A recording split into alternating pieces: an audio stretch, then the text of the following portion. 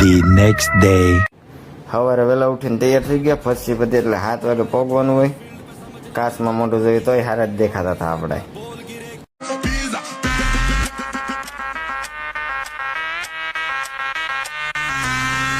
પછી નાસ્તો પાણી કરીને માતાજીને દર્શન કરીને નીકળ્યા. પછી ત્યાં વરસાદ ગ્રીડ હેઠળ ઊભું રહેવું પડ્યું આપણે. ગ્રીડ વરસાદ તો જો નવસારીમાં ધબધબાટી બોલાવી નાખી હવારમાં.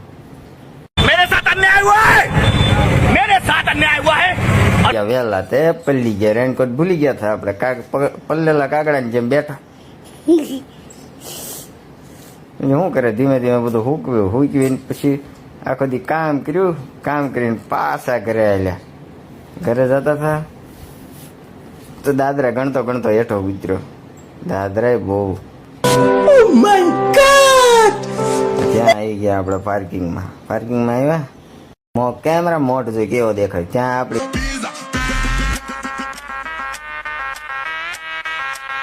ગાડી દેખાણી. ગાડીમાં તો આજની 2 ટાયર છે આપડી ગાડીમાં. લે कौन है ये लोग? कहां से आते हैं ये? 3 વાગે ઘરે આવીને પાછા ફ્રેશ થઈ ગયા.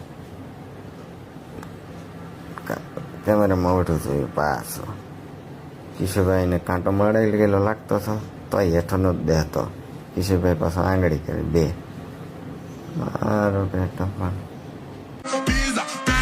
ત્યાર પછી આપણે યમુનાજીમાં પીવીસીના પાઇપ લેવા ગયા. ઘરે થોડુંક કામ છે. પીવીસીના પાઇપ વાંક્યા ને એવું લઈ આવી. ટેમ્પો મંગાવીને લાવ્યા. ઘરે પહોંચી ગયા. ટેમ્પો લાવી દોસ્તારનું ડ્રીલ મશીન લઈ આવ્યો.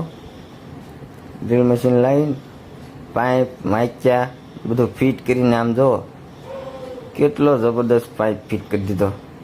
આપણે બધા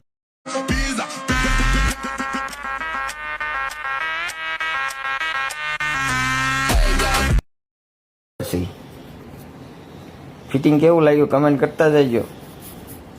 ઘરે કામ હોય તોય કહેજો પાછા. ને લાઈક ને ફોલો ને શેર કરતા જજો.